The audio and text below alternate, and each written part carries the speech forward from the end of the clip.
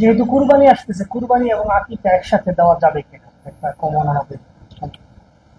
কোরবানি আর আকিকা আসলে ওলামারা গবেষণা করে আমাদের ওলামায়ে আহনাফ, হানাফি ওলামায়ে কেরাম কোরবানি, যেহেতু কোরবানি আকিকাও একটা কোরবানি, সেজন্য এটাকে একসাথ করেছেন। কিন্তু রাসূল সাল্লাল্লাহু আলাইহি ওয়াসাল্লামের সুন্নাহ রূপে আমরা চিরকালই দেখেছি আকিকা উনি ভিন্ন দিয়েছেন, কোরবানির সাথে মিলাননি। আকিকা হলো আল গোলাম ও মারহুনুন বে আকিকাতিহি, একটা শিশু তার আকিকার উপরে দায়বদ্ধ থাকে। জন্মের পরে তার অনেকগুলো বড় বড় বিপদ, ছোট বিপদ, রোগ ব্যাধির আক্রমণ থাকে। তো তার জানের সাদকা ফিদিয়া বলে, ও ফাদাইনাহু বিযিবহিন আযীম। সূরা সাফফাতের মধ্যে ইসমাঈলকে জবাইয়ের বদলে একটা দুম্বা জবাই করে তার জীবন রক্ষা করা হয়েছে। তো ইসমাইলের জীবন যদি একটা দুম্বার জীবনের মাধ্যমে রক্ষা করা হয়, তাহলে আপনার শিশুরও জীবন একটা খাসি বা একটা দুম্বা ভেড়ার জীবনের বিনিময়ে রক্ষা করা হবে। এটা হলো কোরআনিক এবং হাদিসিক বক্তব্য। তো শিশুর এটা একটা টিকার মতো, শিশুর টিকা, যেমন আজকাল অনেকগুলো টিকা দেয় না শিশুদেরকে, তো এটা সেফটি টিকা।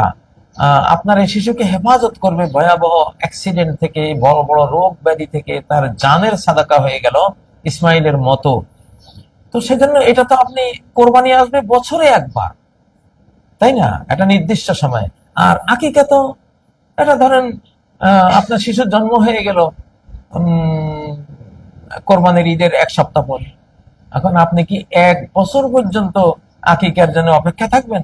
1 বছরে তো আপনার শিশু মরে যেতে পারে কোনো ভয়াবহ রোগ ব্যাধিতে, কোনো আক্রমণে, বা বড় ধরনের ক্ষতিগ্রস্ত হতে পারে। তো সেজন্য এটা 7ম দিনেই রাখা হয়েছে। জন্মের 7ম দিনে তার কি করা হবে, চুল কাটা হবে, চুল ওজন করে স্বর্ণ বা রূপা সদকা করা হবে। আর তার নামে আনিল গোলাম শাতানে মুতাকাফিয়াতান, শিশুটি যদি ছেলে হয় দুটো সমবয়স্ক 1 বছর বয়সের দুটো খাসি বা ছাগল ভেড়া দুম্বা দেবেন।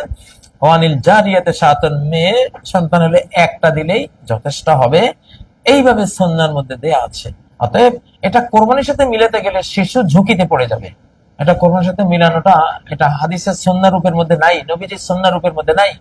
গবেষণা করে ওলামারা বলেছেন চলতে পারে, এটা দুর্বল, এটা গবেষণা ভুল হয়, গবেষণা শুদ্ধ হয়, কিন্তু সুন্নাহর মধ্যে যেটা পাবেন যেটা, সেটা নির্ভুল, সেখানে আপনার কোনো ভুলের আশঙ্কা নেই। অতএব আপনারা শিশু হেফাজতের দিকে তাকিয়ে আপনারা যখনই শিশুর জন্ম হবে তার 7ম দিনে আকিকা করে ফেলবেন ইনশাআল্লাহ।